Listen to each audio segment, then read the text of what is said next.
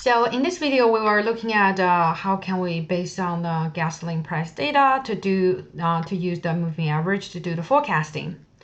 So question number 4, actually, before we start the forecasting, we actually need to ask ourselves this question is, can we use moving average to forecasting the gasoline price? So as we seen at the very beginning, we did the line plot for the gasoline price.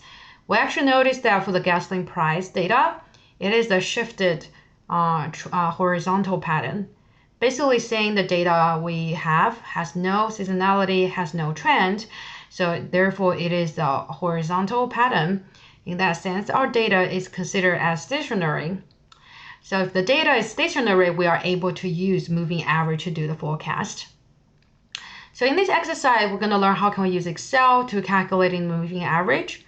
The cool thing about Excel is that we actually do not need to use the manual calculation that I show you in the lecture to do the calculation.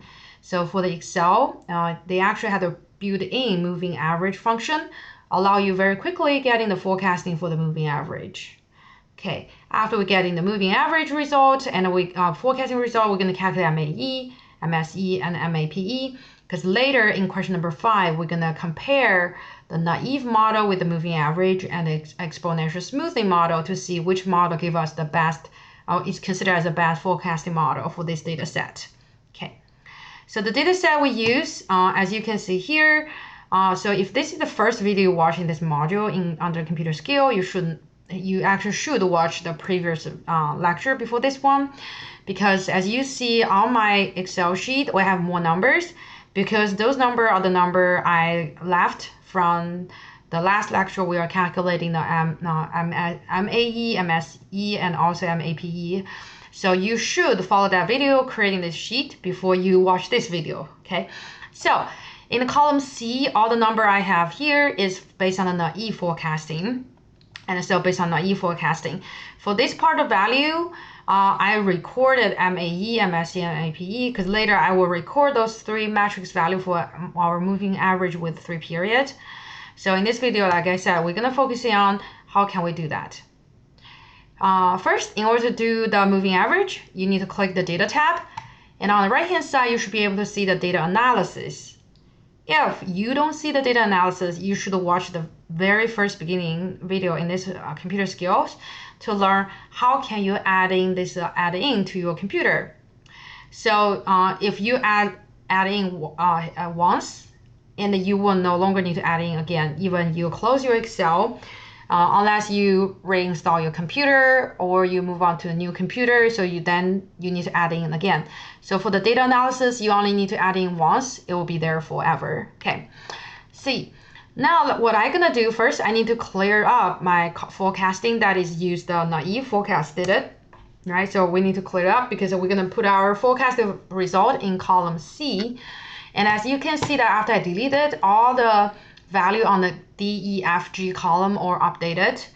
Not surprising, because when I build in those D, E, F, G column to calculating those value for us to so that we can calculating the 3 metric measure accuracy, I use, instead of hard coding the value, which is putting the number itself, I actually select the values. So that gives me the flexibility to not need to changing the value here, and I will be able to get an updated value so that I can calculate those 3 metrics later very easily. Okay, again, if you don't have this part set up, you should watch the previous video about how to calculate MAE, MSE, and the MAPE video before you watch this one. Great. So now first, before we start to use the data analysis moving average, I want you to think about, if we do moving average using 3 periods, where is our first forecast value? Yes, our first forecast value should be in week 4. So this will be our first forecast value, because we are using the previous 3 period values average to present the next period. So we are starting, so the first prediction is starting at the C5. So this is very important, because when you are using the data analysis moving average, you actually need to select the right cell to place your first forecasting result. Okay, so it will be in C5. In my case, if you moving average with 3 period. If it's a moving average with 4 period, so then your first forecasting will be for the period 5, right? Because you are using the past 4 period. So keep in mind on that. So now let's click the data analysis, and you'll be able to find there is one tool called a moving average. So let's just select moving average, and then you can click OK. So once you click OK, and then you are able to first select the input range. So to select input range, so click this little arrow up. And then once you clicked it, the window shrinks. That means you can select your data. I usually like to include my labels. So I'm including my labels from B1 to B23. So once I did it, and then I click this arrow again. And then do not forget check the box labels in first row, because I did select the first row, right? The first row actually is my label. If when you select data, you start from B2 to B23, if that's the case, you should not check this box. Okay, you check this box because you literally have the label in your data. And then for the interval here, basically is how many periods you want to use to do your average. So that's 3. So I plug in 3. And the last one is where is your output. So for the output, I will first put in the here, because that's my, oops. I will select my cell C5.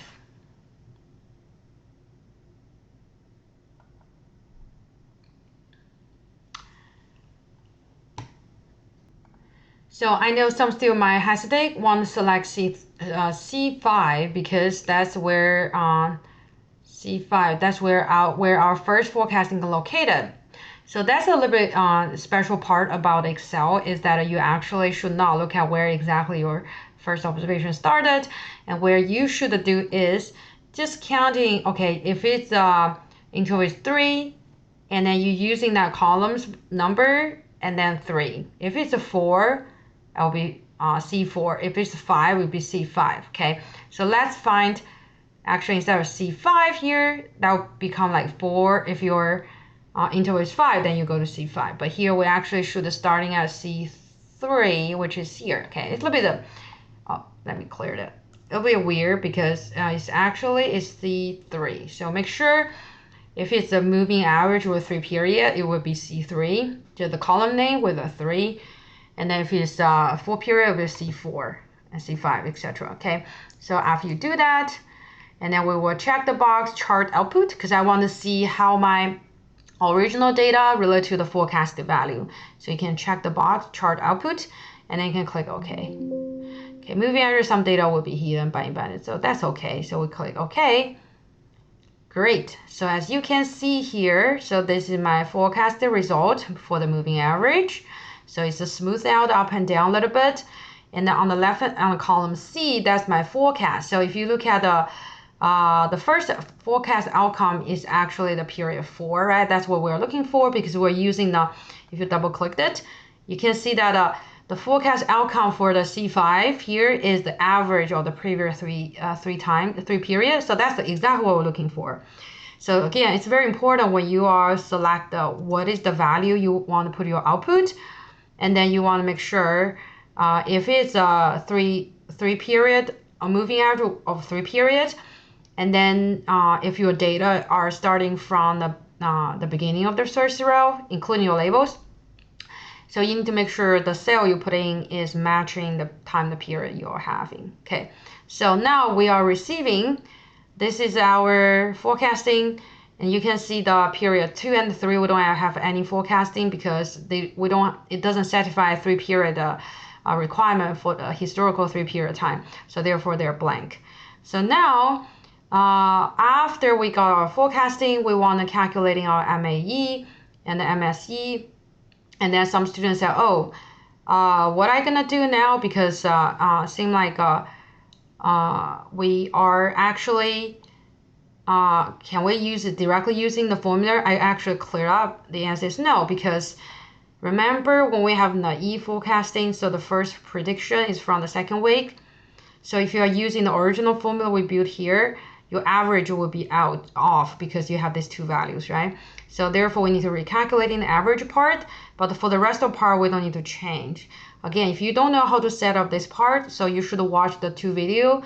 One is about MAE, MSE, the other one is about MAPE. Now we are using the Excel sheet already built to do the rest of the calculation. Okay, so for the MAE, I'm typing average. So that's the mean absolute error, okay, mean absolute error, and I'm gonna select. Okay, so I got 3.37. So for the MSE, average, and I will select the square arrow here. And then the last one is MAPE, and I will select. Okay, so now it's under the MA with 3 period time. My forecasting is the following values, right? So you can see compare with our naive for our moving average with a 3 period time. So the MAE is smaller.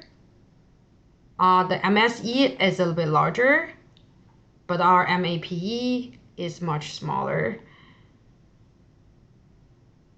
So that means in general, our model, let's see, make sure I select everything right. Okay. Yes. So basically based on the MAE and the MAPE, our MA model is better. However, based on the MSE, the naive forecasting is slightly better. Okay.